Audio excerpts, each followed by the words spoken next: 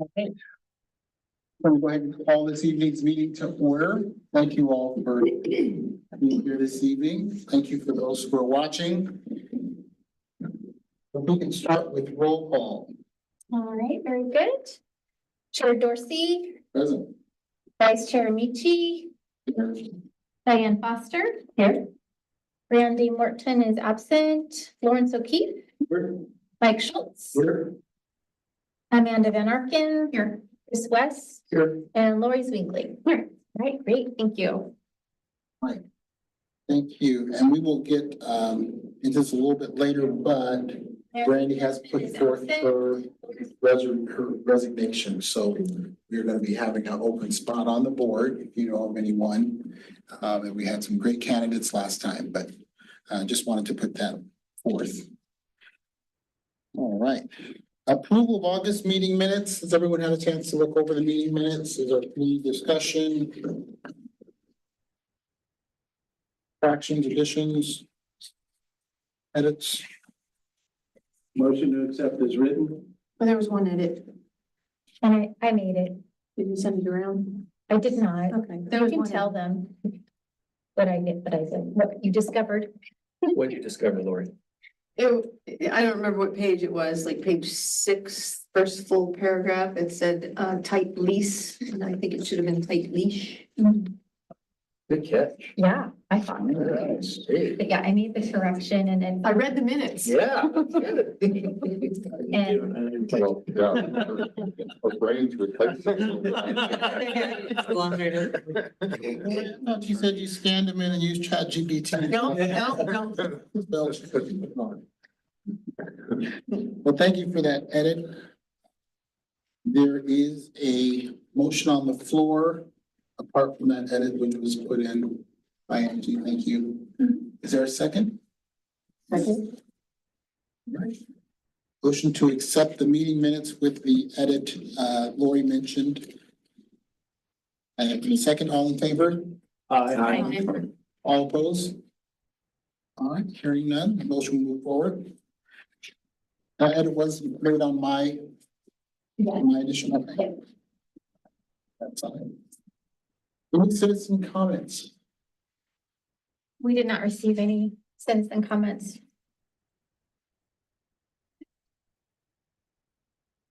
One board member announcements. We'll start at the end there, Larry, with you.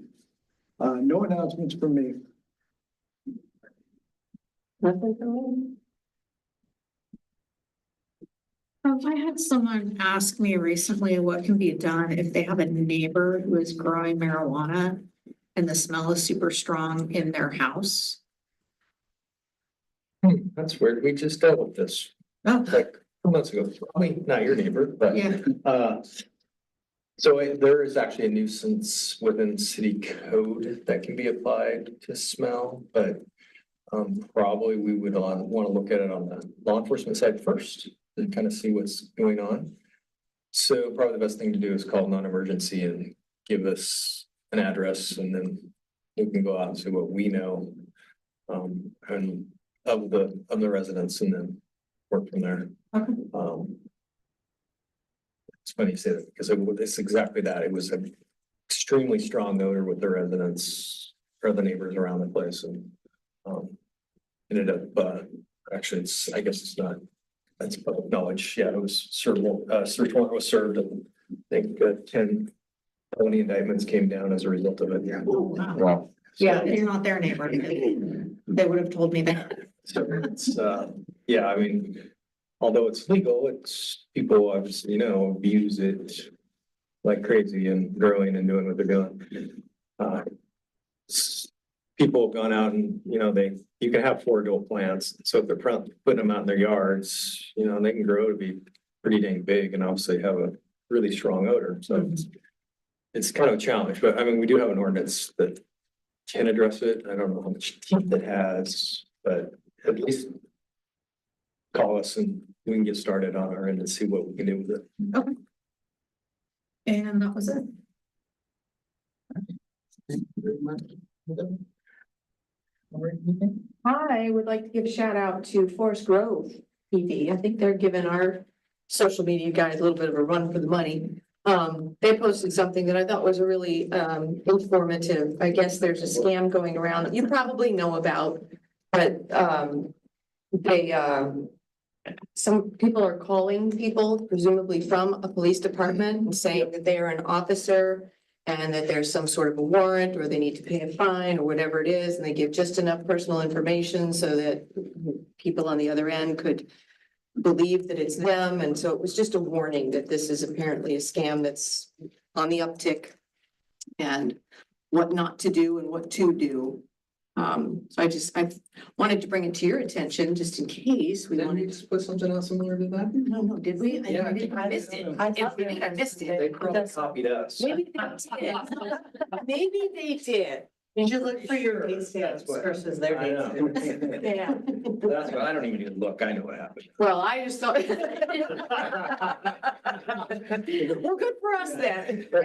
I just thought it was a really nice public service announcement that, you know, people need to be reminded of, because I get all kinds of. I'm getting scam emails, I'm getting scam phone calls, and I can see how if they give you just enough information, you know, they might seem legitimate. This most recent one, we've had some victims lose thousands of dollars, literally because of that very scam.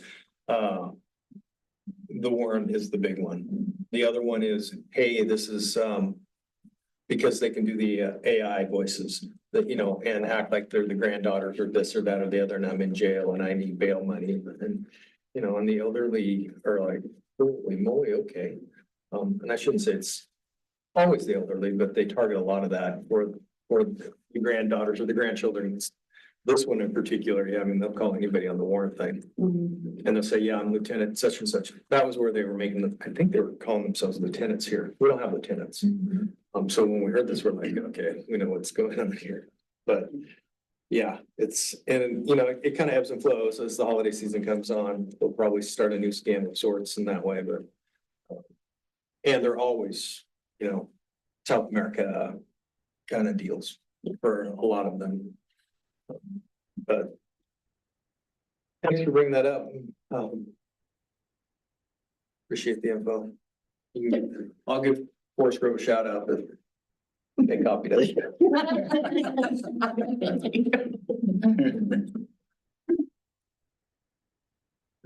Well, that grandkid scam was hit on my parents who now are in their 90s, but they were in their mid-80s. And none of the grandkids live in Ventura County, California. They're either up here in Oregon or one's in Colorado, one's in Maine. And my dad was sharp enough to turn around and call, because it was my son that they were saying was in jail, or the caller said they were.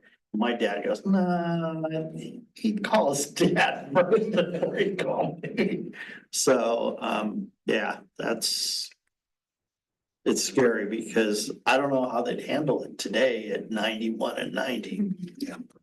If they remember what happened 5 years ago. So, my shout out again to my Ring camera picking up PD cruising by my house heading towards Brian. 2 in the morning.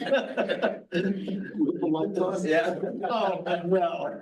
But my camera, it's the one on the driveway is a flood, so it turns on and the stickers reflect. So I know that it's a PD when it goes by, so. And then some of you heard, I got to see Jeff Groth, beginning of the month. He came and visited Tina and I at deer camp in Lapine, and that was really cool to sit around. Is that when you saw all the elk, but no deer? Yeah. Yes. And he had been teaching a class in town, and Ty and others were there, and he wasn't out hunting yet because he was recovering from working a full week at this training session. And then he started working me about how I should retire. Tina said no. Not yet. So, but he looked really, really good as Ty saw. Yep. Yeah, he's doing great. Anyway, that's what I got. Oh, wonderful. Mike. Nothing to report. I have a shout out too. I was part of a group that had to actually call the police, in the last week here. Because we were at, I'm not giving too many details, but we were at a soccer practice at a park here. And there was a child kind of wandering around with, no shoes or socks and short sleeves. And we're like, oh, that's kind of weird, but obviously a sibling of one of the 4 or 5 teams on the field. And then slowly the team started packing up and leaving. And our parent group, knowing it wasn't one of our children, when there was only 2 teams left and everyone was way down there, we kind of realized maybe this is a lost child, wandered from the neighborhood or something. So I went and talked to the other parents and coach, and no one knew. So the decision was made, make the phone call. An officer showed up, and I was standing around just because I was thinking we found out the child was nonverbal and was just kind of avoiding anyone, like wanted to be close to us, but didn't want us to be close. So there was kind of a 20-foot buffer. If you tried to walk, all of a sudden you're kind of chasing. So I figured I'd stay close in case an extra hand was needed. How was one officer going to, be able to make contact and make an impact? So as they're, kind of doing that wandering, moving around in the darkness, I'm going, geez, he's outnumbered, he needs more people. Within 2 minutes, 2 people from the mental health response team come walking up the hill. They showed up and just worked their magic, and we're all of a sudden engaging with the child. And it was like, wow, this is why this segment of the department exists. The mental health team is so important, and to kind of see just instantly how, I just felt like I don't need to be here. The professionals are on the scene. And it was just really cool to see that happen. I don't know all the details, but as I was walking back, I see what looked like panicked parents running from the neighborhood across the park, and where the officers. So I think everything was resolved properly and so on. But it was definitely a moment from our point of panic of, oh no, someone needs to be responsible. It can't be us. Who do we call? And we call non-emergency, and everyone does their part. And it just, like I said, big shout out to mental health response team. Makes you really feel confident that we have the right components in place. Great, thanks for sharing that. I didn't know that. Who replaced Adam? Amy Lawrence. Oh, okay. Yeah. Well, it was 2 gals. One said clinician. Yep. She's the one that rides, so she rotates between us, Tigard, and Twellington. We only have one clinician? Oh, So they do 2-week rotation, okay. and then the clinician rotates to Tigard for 2 weeks and Twellington for 2 weeks. However, they respond within all 3 cities. So when ours is up, when Amy's up, she'll go to Tigard or Twellington if there's an issue. And so it's a great shared resource. Definitely something, unfortunately, that, we're probably gonna need 2. Because they're only here during late afternoon into the evenings, and we see a lot of mental health issues early morning. So we're gonna have to work on that one as well, but It's not getting any better. no, unfortunately, it's not. No, it's definitely getting worse. Well, I just want to say kudos to the latest what do you call it? Crime Chronicles? Crime Chronicles, yes, episode. That was, I think anytime we get to show the humanity of our officers, it's a good thing, right? To show people what we put up with, you guys aren't robots, you're not out there, without heart and head and feelings, and you want to do what's best for the community. And I think that always shows well in those episodes, and how kind, you guys are, And real quick, speaking on that, I learned something off one of the recent episodes about how you can't walk on abandoned railroad tracks. Yeah. I didn't realize it makes perfect sense. It's trespassing. It's not your property, but I just assumed, hey, it's not in use. I should take my kids on an adventure. So there's a lot of positives that come out of those episodes for sure. Yeah. And I mean, we've enjoyed, my kids as well when they were younger, walking on the tracks, going to the frog ponds or what have you. But I think, instance where they were digging for rocks or Rocks. something. It was Yeah. like, yeah, that's a little, much. A little rich. Also, my wife and I have really gotten a kick out of all of the comments for the, hide and seek with a cop. Oh, yeah. Oh, my gosh. What a great idea. Yeah, it was at the time. I don't know about now. Overwhelmed with response. Is there an age range? Is there And older. and older? Yes, but I think, yeah.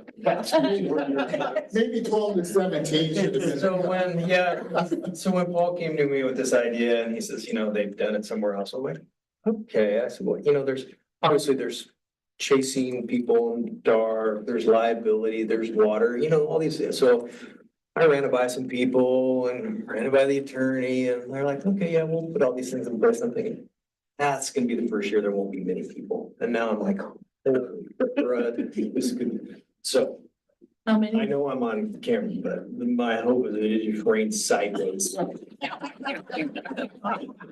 Just to minimize, I'm like, oh gosh, 300 people running around out there.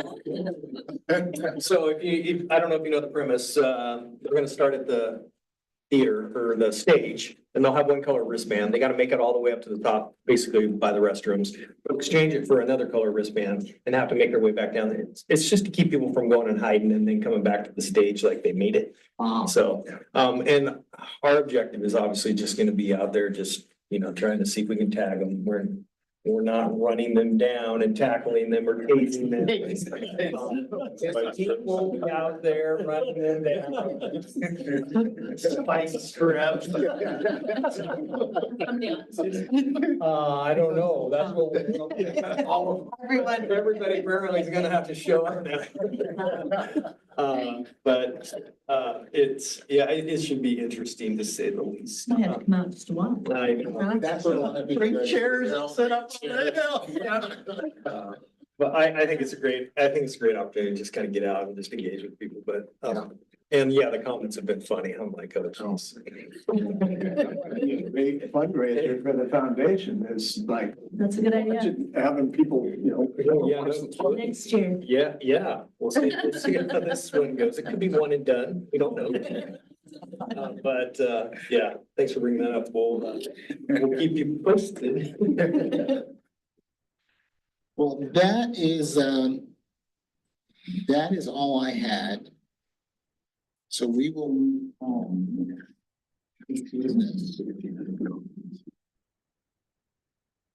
All right. Right.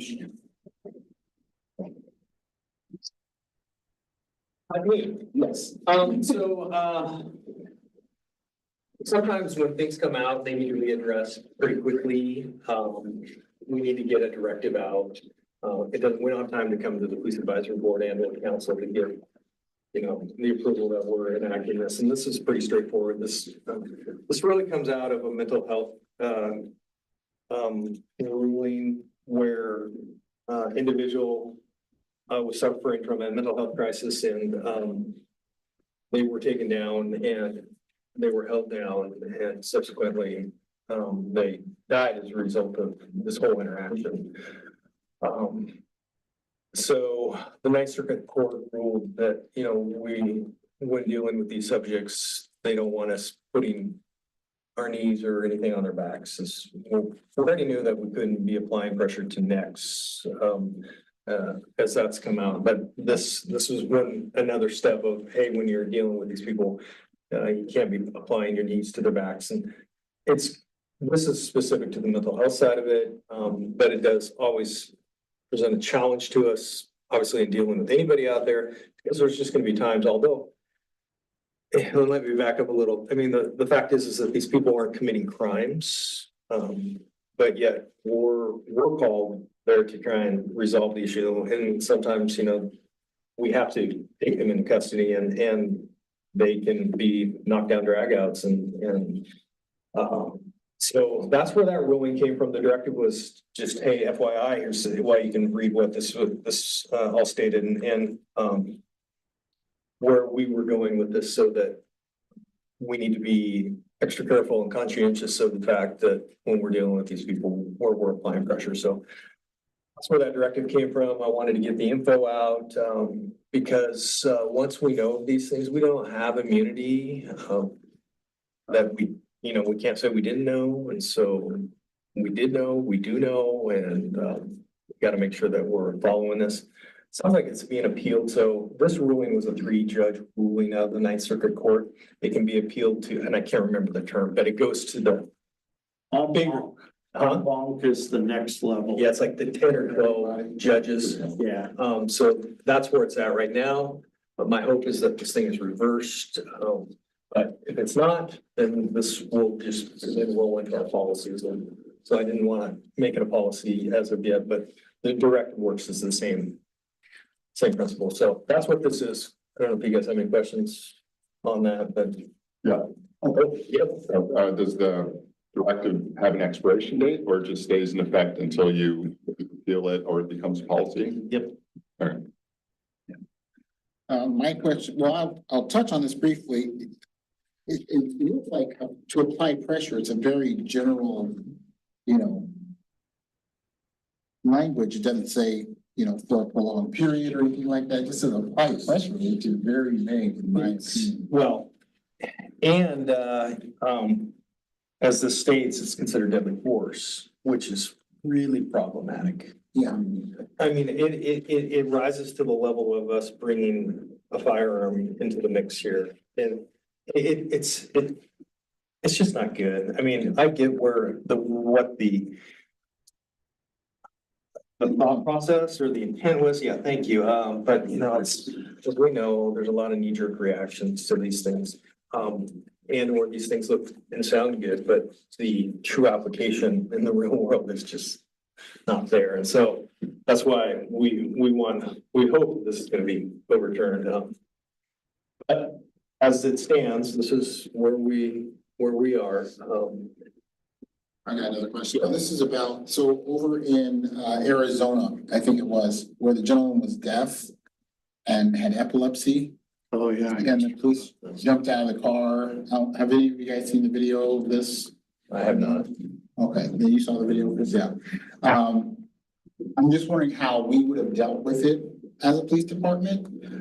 So there's a gentleman, again, the officers didn't know this at the time, that he was deaf and he had epilepsy. But they were called to a dollar store, some discount store because of a theft. And this gentleman was walking out of the store, he was looking at his cell phone. I'm not sure what they said the person stole. Yeah, I know. But the police car literally pulled up and you see the police officer jump out. I didn't see much discussion, like get on your knees or, it looks like they came out and as they were coming towards him, he didn't know what's going on, so his hands go up. And I mean, I didn't see him throwing like any haymakers or anything, but just because he got somebody running at him and the police officers just started wailing on him. But I was thinking you would first, say, get on the ground or stop, with your hand on your taser or something. What's the sort of the protocol? And it would make more sense if you saw the video to see how it went down. Yeah, so let me start with my disclaimer. Not seeing the video and every situation is unique. And so, to speak to it directly, I can't, other than, you hope that, well, and here's the problem. We try to raise our level of force that matches, where they're at or just above it and then bringing it back down. Sometimes it goes clear to here because you have to, we just don't know. But in this circumstance, maybe on the way you're describing it, you'd hope, and the challenge is without watching it, if the verbal commands were being ignored, which I don't know if they were given and they thought that they had somebody that was just ignoring them. We like to use obviously our secondary tools. For us nowadays, you want to avoid hands-on if you can. I mean, create distance. Obviously, all these factors that come into a pretty high, intense, evolving situation, and so if you can create distance, depending on are they a threat to other people, what's the backstop? All these things somebody has to think of pretty quickly. All that being said, you'd think maybe a secondary tool like a taser would have come out and maybe been deployed. I don't know. So the severity of the crime comes into account. This is, shoplifting. 100%, yes. This one, the suspect was going to call the officers there. Yes. In this case, he was asking for help. He was a suspect, yeah, exactly. Or when the video actually starts rolling, right? There may have been other stuff that happened long before that video started. That's it, man. Yeah, there's just a lot of, in the totality of it, it's always hard and, it's always hard to watch a group of cops dogpile on somebody and beat the crud out of them, especially when you don't know the context of how it got there. Because that's all you ever get to see, because that's what they want. So he wants to see, they want to see us as this evil source that just jumps on people and does that. And unfortunately, we know that there are some situations where that has happened. I think it wasn't that long ago, Midwest, where I think it was his undercover guys. I mean, they just jumped out and started beating the snot out of some suspects. I mean, granted, I think they were all fired and indicted, rightfully so, but never does us any favors.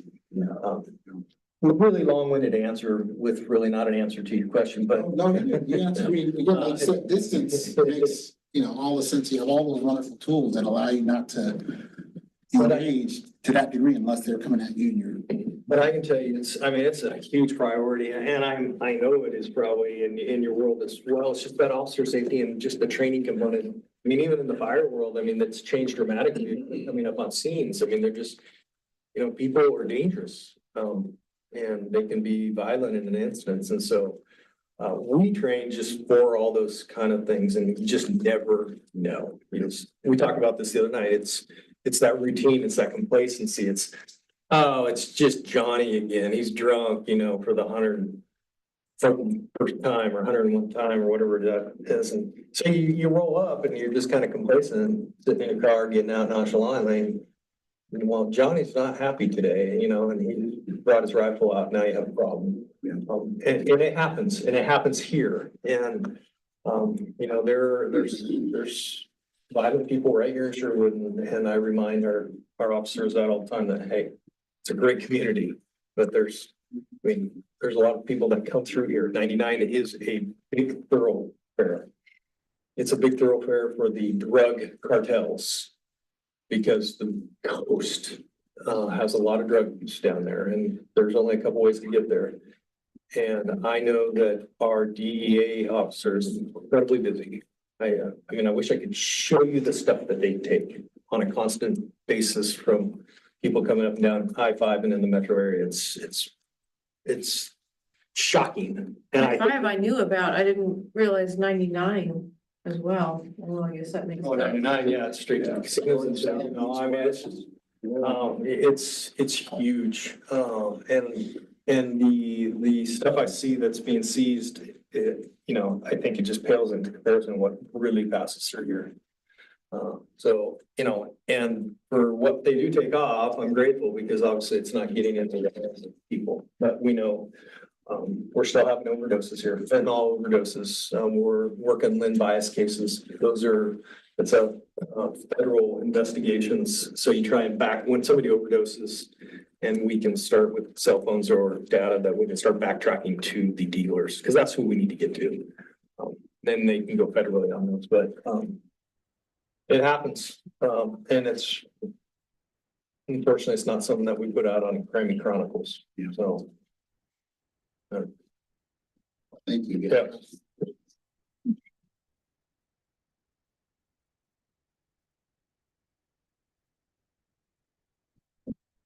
Well, I was a downer. No, it was informative, and I think that's, again, I think it just goes to show that we're on top of it, we're doing things the right way. And that's what's allowing us as a city to thrive and not to have all of the other issues that other cities are running. And we just hire great people.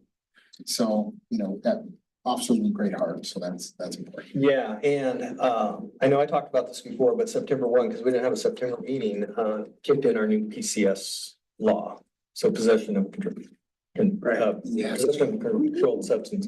So I know that the officers are being active in that. Oddly enough, we've hired so many that they weren't aware of how that all worked, because They had, They had, because, 110 went in and then they all got hired. And so they're all like, how's this work? You know, so we're training the new officers on how this new law works. So hopefully, I mean, I hope it's gonna be a great tool. As I said before, when we met, you know, it has the deflection component to it, but I think Washington County's doing a good job of utilizing it. I know we've used it. So it'll help those people that need it, and then it also gives us the tool to obviously enforce and deal with the drug use. Awesome. Sorry. Yeah, she's like, whatever. Any other discussion on that? Anybody else wanted to weigh in? All right, great. TSC. So I think we had 2 meetings since I last reported on the 2 TSC meetings. We didn't have one last month for this group, right? Yeah. So we've been really busy just because, again, there was a post that went out that shared, hey, in case you didn't know, here's how you could let us know about any traffic concerns you have. So again, a lot of stuff's come in, and what's actually come to discussion has been just over about a 6 each meeting. So a lot of the stuff, again, is other jurisdictions or not traffic concerns and so on. A lot of it's just been routine things that we've been able to kind of discuss and take simple votes on, nothing of substance per se.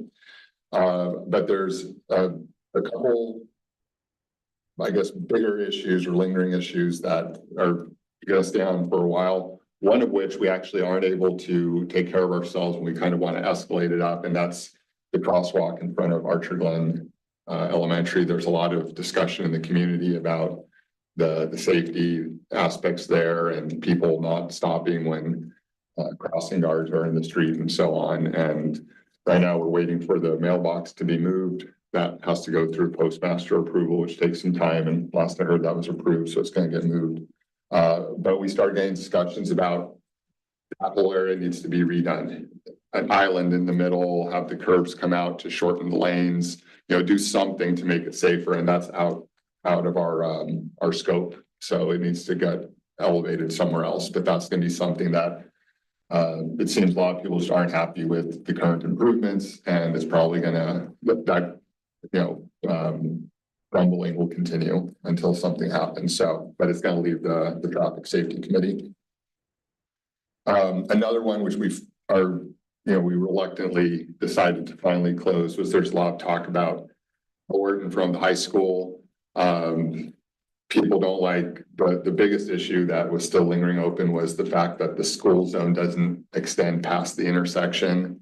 And that's something that the county owns, that section of road, and they have rules about that type of a road needs to have, for a school zone, needs to have flashing lights during school hours, but they can't have flashing lights within like 600 feet of a lit intersection. So therefore, the school zone ends 600 feet before that intersection, which is where every kid crosses. And it's the weirdest thing, because the school zone starts kind of in the roundabout and then it stops, and it's also a little on Kruger for a chunk, but it's not at any of the pedestrian cross sections. So the bridge is going to bring a lot of pedestrians to that side of the street without having to go up and cross. But basically, there's nothing we can do to extend the school zone out. If maybe the city gets control of that road at some point, there might be something they can do, but that's, again, out of our scope. So that was one that seems to come up, and not much we can do about it. And then the only other big development is that there's a new GIS system that is being rolled out, and it's live internally, so it can be populated with data, and it was able to be demoed for us. But what it is it's basically, it's a mapping system to track anywhere that there's a traffic concern or complaint that gets submitted from the citizens, or things that even our own engineering department have kind of identified. You know, here's where an improvement's come in, so on. We can put little dots on the map and mark them and keep all the history, and people can submit their complaint. They can log in to the city website and, see that their complaint's been logged there. They can go before they submit a complaint and see, has anyone else, is there anything pending or already resolved about my concern with this intersection or this crosswalk or whatnot. So it's a good way to store all the data historically, make it easy to access internally for the city, but then also give, transparency to the public and put it out there and kind of just make everything a little more efficient. So that's something that's been in the works for a while. And, our city engineers seem very excited that it's finally at this stage. For areas where there have been a lot of complaints or concerns, does the dot go bigger? So you can say, okay, if you these huge dots here, this is a problem area, or do you just get a rundown of how many people have? That's a great question for me to ask.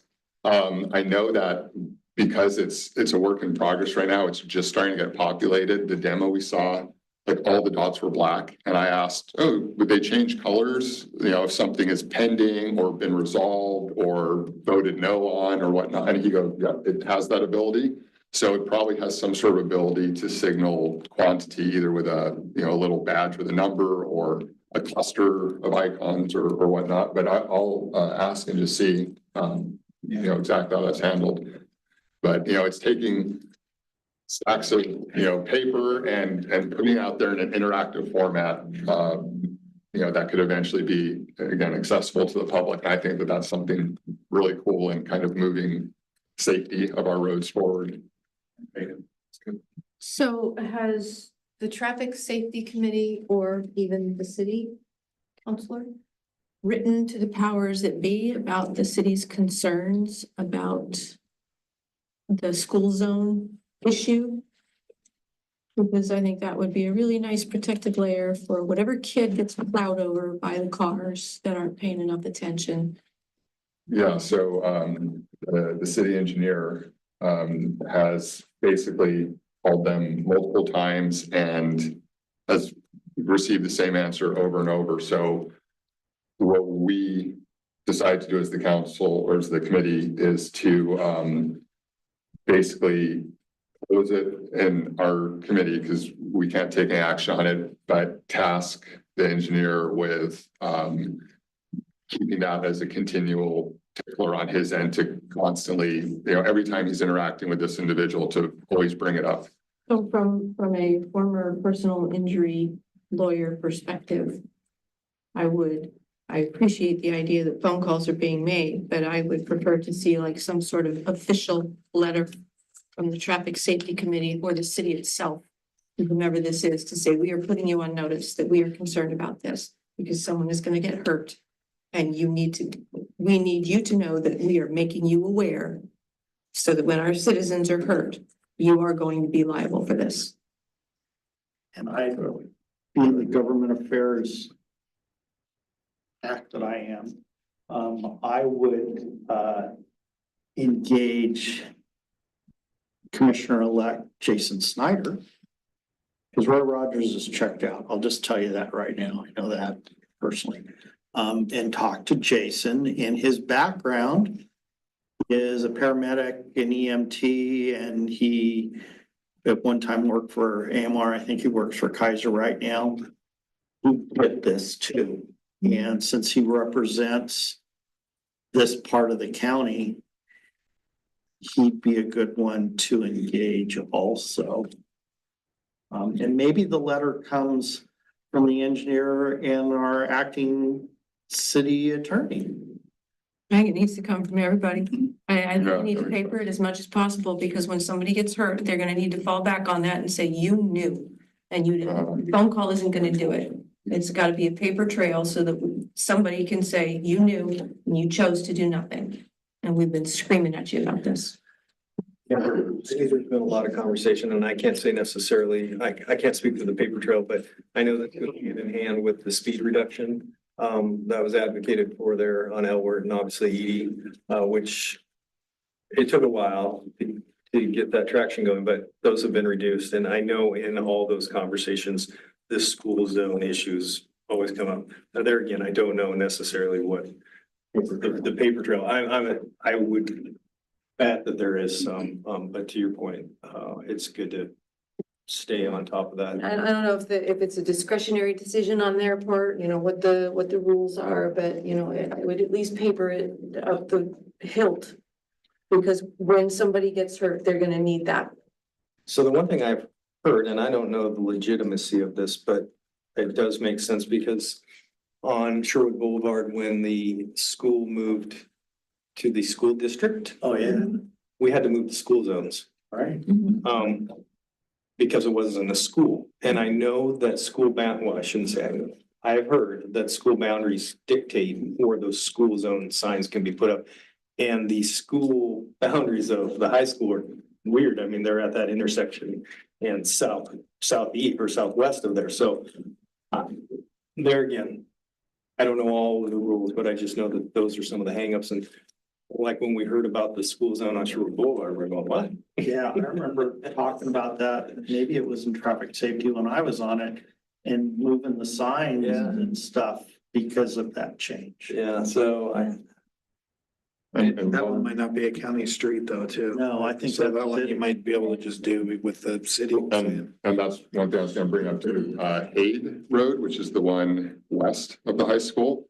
That's gonna become a city road, in the near future, and then, we'll be able to put a school zone right up to the intersection there. It's just a chunk of L word from that, where the Elks parking lot kind of comes out to that intersection.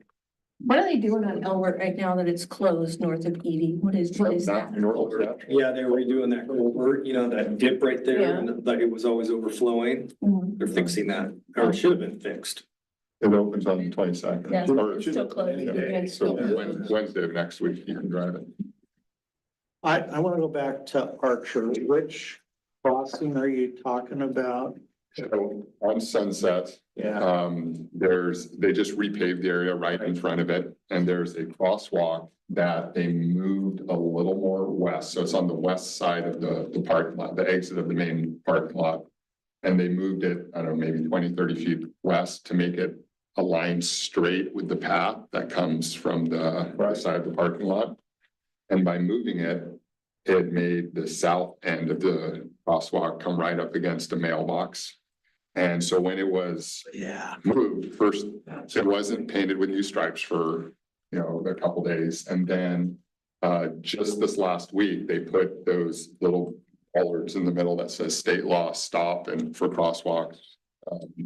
So those are now in the middle of the street to kind of give you a visual look that there's something there.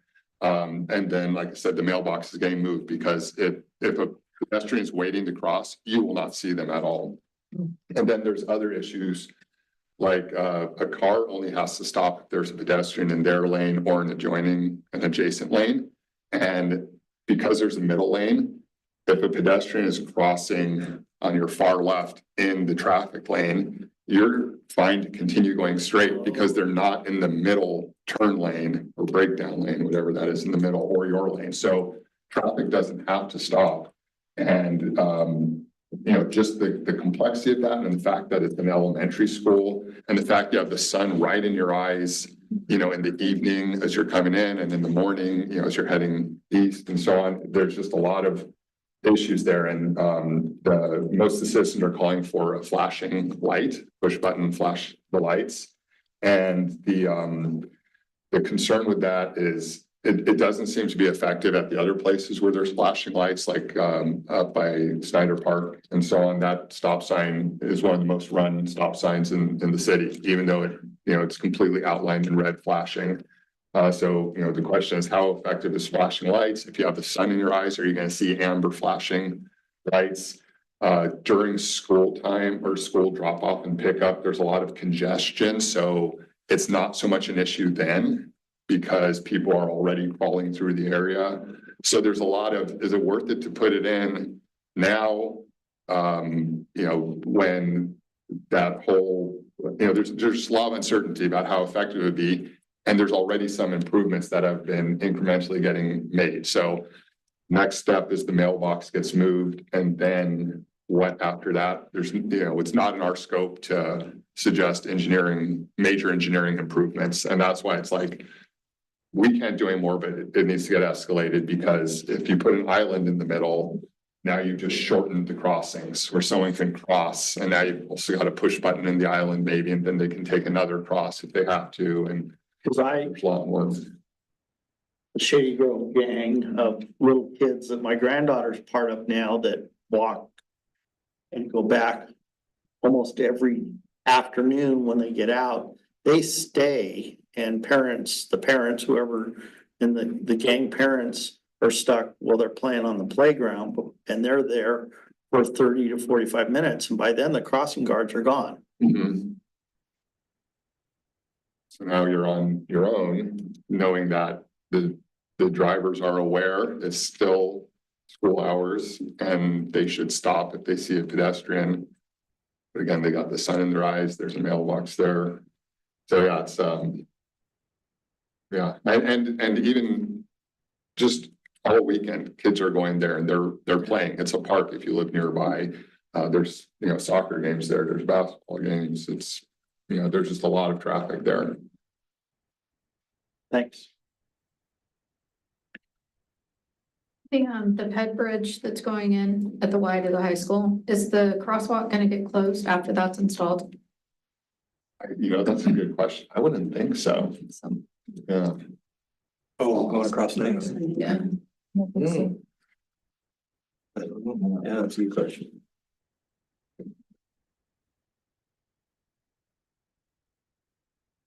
Oh, and then one other thing, I think you were looking for a backup for the committee. Yeah, I just mentioned if anyone else. And I think that was Brandy, we had talked about at one point, but if she's no longer, like, do we still need to talk about a backup for you? That'd be great. So there was one meeting recently where we almost didn't have quorum because there's only 6 of us total, including me on that. So there's not an odd number and there's a very limited number. So if a couple people can't make it, all of a sudden it's canceled. So it's like, I don't know what the rules are or how it has to go down. From my point of view, it's like the more the merrier, but. So Randy was interested in, and I had said at one meeting that if she wasn't interested, I would be interested in alternative or filling in as however you need it.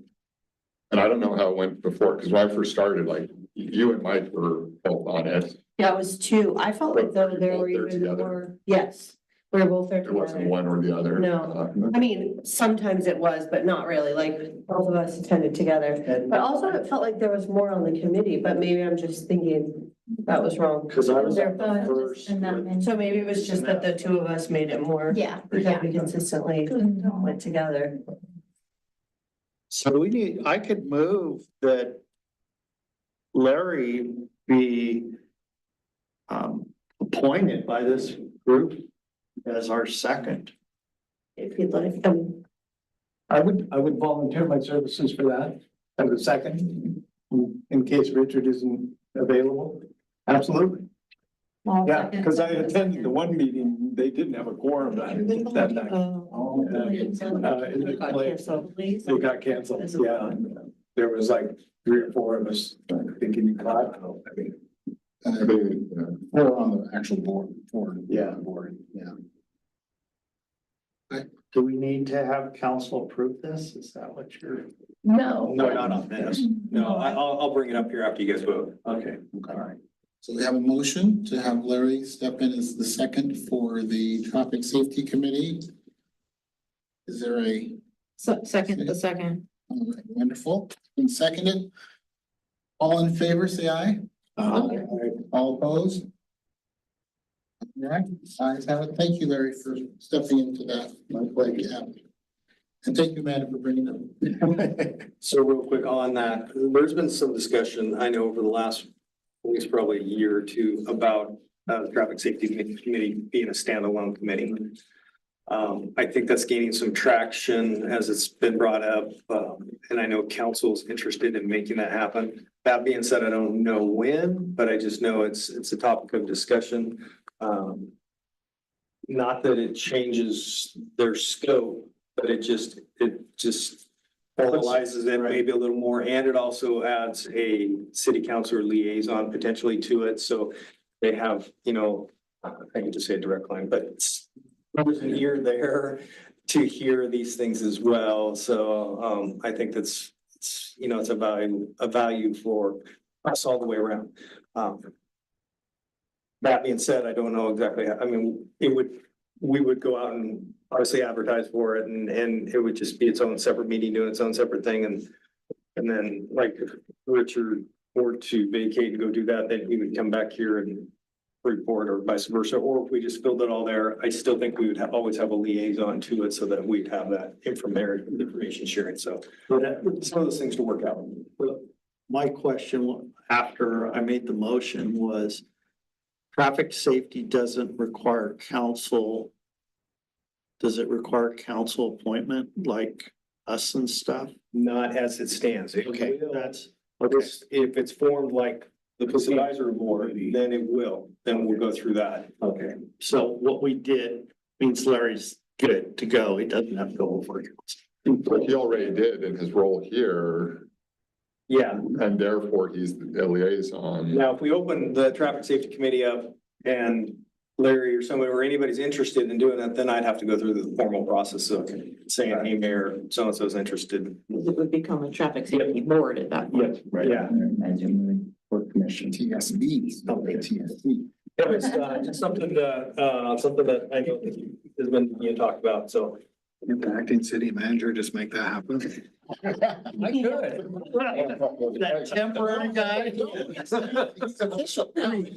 Forgot about that. I really want to see you. All right, well, we are honored to have Nay here with us in Kim's absence. So Councilor Browse, who I've known since we moved here, he is near and dear to my heart. She's just amazing. I don't know how she does everything she does, but she is outstanding. So welcome to the Police Advisory Board. Yes. What boards do you usually sit on? My liaisonship is the Housing Advisory Committee with Washington County, the Senior Advisory Committee, and then the Substance Abuse.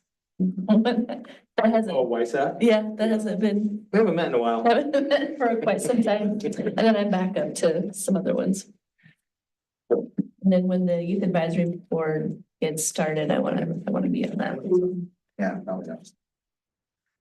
Kim called me on Tuesday and asked if I would step in. So I'll just share with you what we did this past Tuesday, which was essentially we decided to allow food pods. So if anybody wants to purchase some land and have at least 5 food trucks, a permanent bathroom facility in some sort of a structure, we can do it now. We're zoning just around Old Town. No, it's within the city of Sherwood. There are certain parameters that will work and some that won't, but yeah, it's possible now. Well, okay, so that's what you did is you added to an ordinance to allow it to happen within the city limits. Correct. Yes. Is there a vision as far as where it might go? Well, I know what I would like to see happen, but it doesn't necessarily, no, there's not. Because it won't be a city-owned space. It'll be somebody purchasing and doing it. So we had a number of kids in the audience on Tuesday that were really interested in a food pod. I suspect that maybe one of them whose parents are behind them could potentially do that. Yeah. I think that'd be really cool. Does the structure mean like what we see at Woodhaven Park, with the roof and posts, or with a bathroom on the backside? Or is it an enclosed thing where there can be like beer taps inside and? Yes, That sort and of it could be, Either- that doesn't specify. I have to remember, I'm trying to remember the language. I don't think it specifies what it has to be. For instance, at one point, several of us were envisioning it's not gonna happen there. So let me put that out there. But at the art center, there's that gravel lot.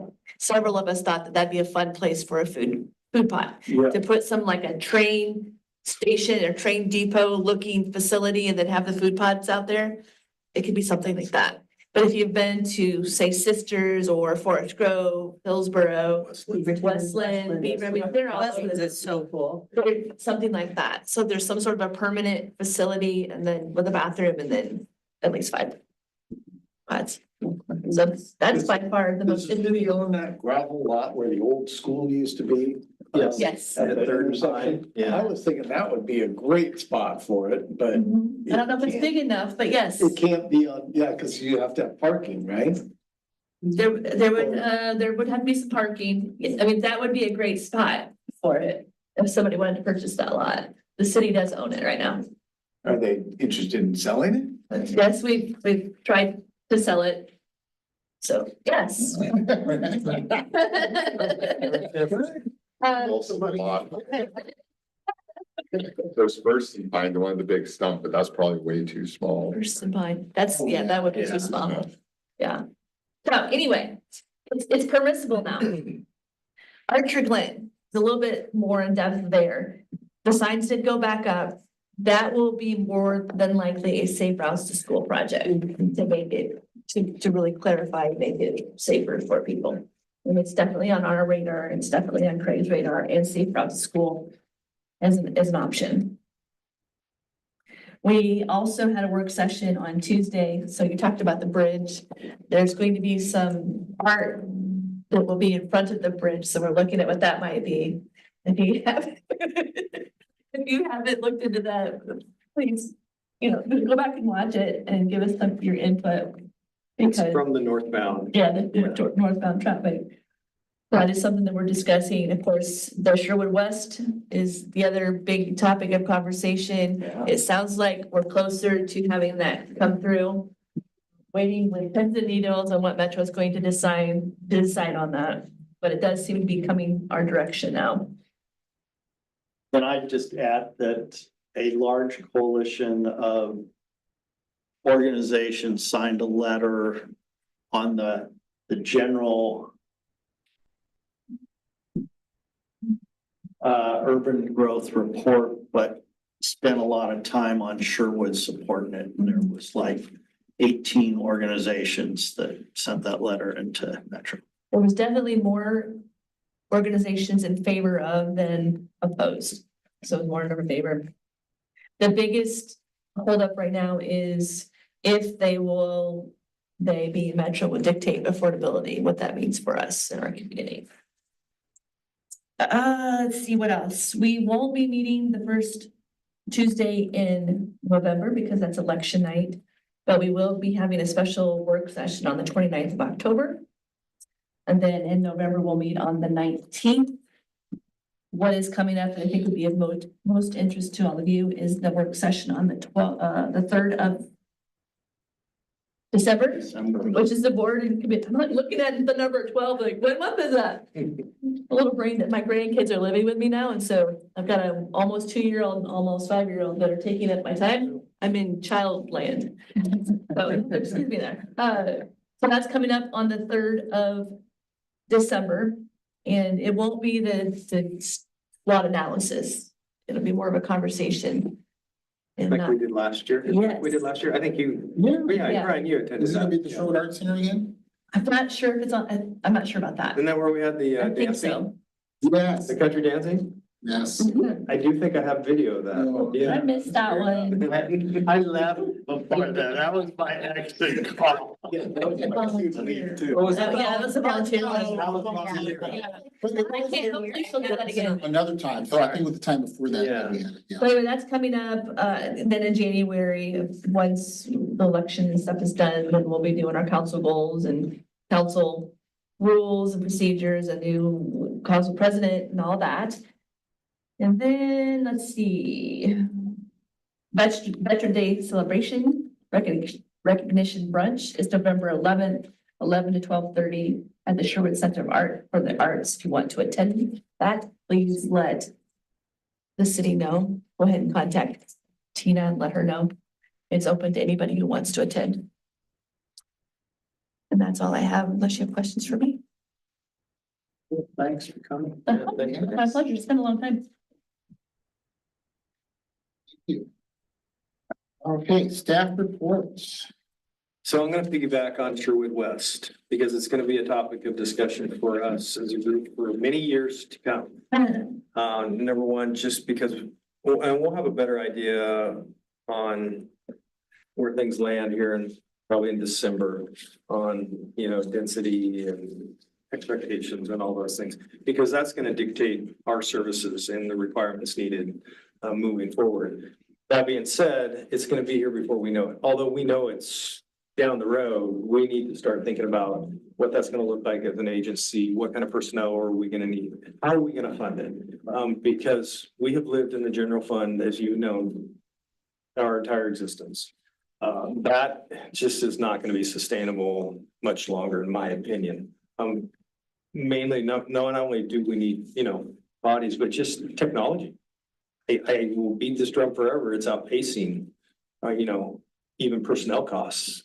And the expectation is that we have it. We have body worn cameras, we have tasers, you know, AI's coming, just all those things that all our report writing systems are just, they're incredibly expensive. And so how do we take this on? And I know we've talked about this. We've had some get-togethers, and we really need to pick that ball up and continue with it, you know, and what that's going to look like. We're the only agency, the only city that doesn't have a law enforcement levy or fee to support the department in the metro area. So you got Tigard, Qualleton, Beaverton. I mean, they're either on levies or fees and or a combination thereof. I know it's kind of sucks because you got to go out and ask for help, but that's just where we're at. And I want to be creative and I want to be thoughtful about it. And I want to make sure that we don't miss anything as we work through this over this next year, as far as what we think we're going to need, what we think are going to be some avenues to maybe go out and solicit that kind of money and that kind of support. Our social media has been invaluable because we have garnered a ton of support in the community to, I think is your point, you know, I mean, people are supporting us because they're learning who we are and what we're doing and the importance and the livability issues that we address and how important it is to feel free to walk in this town in the middle of the night or go to a park and do those kind of things. Those all unfortunately come at a cost. And so I say all that because Sherwood West is just going to expedite that. I mean, it's going to be interesting to see how this all shapes up. 2025 is kind of going to be our year to really start digging in and figuring out what that needs to look like. So just so you know, so if you want to go to the traffic safety committee, that'd probably be the time. So you don't have to deal with us. But I think it's going to be fun. I think it'll be challenging. I think there's a lot of cool things that we can do and discussions we can have with community members. So to that end, if I remember, I think it was one of the rounds of staffing that we did with Jeff. We were talking about this and the lag between when the new property and the taxes come is 2 years is what. URAs. Yeah. Yeah, before the money for the development makes the little bit that comes into the city, there's a lag, but the services are still required. And so we'll need to address both the short term and the long term in that. Yeah, it will be interesting. And I mean, the moment that we take that in, we're responsible for it regardless of what's going on. Right. And so we'll have to take that on, you know. The great thing about it is we can master plan the areas, which will help inform Yes. that growth, so. I mean, and there's been a ton of work and put into this thing, so it's just gonna be, you know, now it's just the next layer that we're gonna have to add to it. You know, that includes TVFNR, that includes AMR, that includes us, that includes all sorts of things that come into play, and you're like, oh, there's a lot to it. I think it'll be fun, but it'll be here before we know it. Because as you know, when we hire people, we don't see them for a year, and so it's like I can't go, oh, shoot, we need somebody on Monday. Speaking of which, we're currently in the hiring process for one at the moment. And so for the next few weeks, we'll be interviewing several potential candidates. A replacement or a new person? A new person. But we know of 2 retirements coming up in 2025, so we're gonna have to start planning for that as well. And there again, it's like, we know they're coming, but we have to work within our budget. So it's always that, it's always that tricky dance, but, Laterals or? well, laterals are ideal because it cuts out months and months of training. But you gotta find the right ones. Yeah. So that's always the tricky part. We just are not going to bring anybody into this department. We're working on that. Are you still finding that you're getting a lot of applicants? So I think we opened it up and Angie's gonna probably have to correct me. So we opened up for both lateral and new, and I believe we had 7 or 8 that potentially qualified as laterals. And our lateral qualifications is that you've graduated from an academy, whether in this state or another state. So because that gives you that lateral status potentially.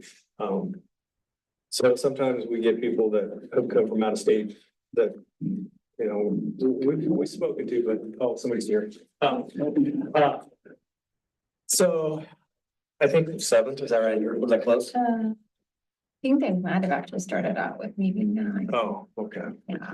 So, and then I think 40 entry. There were, I'm not sure what. I think there was 40 entry. I think we're down to 19. So when people apply, there's also standardized testing that they have to pass. And so, just because you put your application in doesn't necessarily mean you meet our requirements. So I think we're down to like 19 that we're going to be interviewing. So we'll see. The goal is to have somebody hired by January 1 at least. And then we're going to be working on the retirement component of things as well. So, Sorry, follow-up question. Do you then have to start fresh with the process when you go to retirement people? Like you can't take potentially the next best? we could, it just depends. It depends. There again, do we think that that's who we want? Yeah, then we'll try and hang on to them. Well, then you could tell them we have some potential retirement. Yes, yeah. It all depends on kind of who's the quality of the candidates. If there was 2 really good ones, do you have the ability to make 2 hires? No, not at the moment. There's only 1. We're working on it though. It's, like I said, it's just trying to balance some of the funds so that we can bring them on a little early. And then, hopefully as the people are leaving, the new people are able to hit the ground running. Because unfortunately, as you know, and I've said it, it's got that ripple effect. If we're gonna make any promotions within the organization, which will impact these 2 particulars that are leaving, I gotta have people working the road so that they can move up, so that other people can move up. It's a whole thing, as you've heard me say many, many times. And I think other than that, so Nicole's back to work. Yeah. Happy mom. Yeah, it's great to have her back. Sure missed her and her personality. If you guys know her, she's just always kind of lights up the room. And so she's back to patrol, and so you'll see her out and about. And I think aside from that, that's all I got on the front. So are the cameras at Roy Rogers back up? No, soon. Thanks. Gosh, I just. So there's been a So lot. we don't have that income. That's the reason why I was. Your income, I'm thinking about. Speed, not- We have speed, but we don't have red light. But only north and south speed. Yes. on this. So I think they're coming back soon because I think that whole intersection has been lifted and I'm guessing within a month or 2. Does that sound right? I'm like, there's been a lot of discussion Yeah. about a red light and intersection, so I'm trying to remember which, but I believe it's. I want to say you're right, but. I believe it's in the next month that they should be coming. And to your point, yeah, I obviously it generates, some of that revenue, which eventually part of it does drop into the general fund, but it's just still, Councilman Ross can speak to this, we're not the only department in the city that's needs personnel and help. So, we all kind of make the wheel go round, and A lot of things can't happen without public works and things like that and or, library and city staff, so. It's a juggling act, and that's why I said we as an agency and as a city have to just make a commitment and a priority, if that's what it's gonna be within the city, to say, hey, we just need to allocate and dedicate funds that are specific to public safety. So what follow up, with two SROs in the past, when we had one, we split the cost with the school district. Are we still splitting costs? Yes, we're both of them. Okay. Yeah, and if you haven't met the new superintendent, great guy. He's 100% supportive of our SROs and the program. So that's good news to hear that, they'll continue with that support, because that would kind of hurt. Yeah, All of a sudden we had to absorb it, because we don't want to give up that. I mean, we made a lot of headway with those two SROs and just being in the schools, and it would be bad to have to lose them, so. Officer Wolfer was in my granddaughter's kindergarten class. That was very cool. She was in the front row, and she came and told me about the two books. That he read. Awesome. That's all I got, unless you have questions. Mike, you don't have anything? No. Okay. Well, thank you so much for that update. Do adjourn? Second. All right, there's been a motion to adjourn, seconded. The meeting is hereby adjourned. Thank you all again for your time this evening. Thank you for those watching, and you have an enjoyable rest of your week. Thanks for coming. Yeah, you too. Thanks for coming. I left my grandson.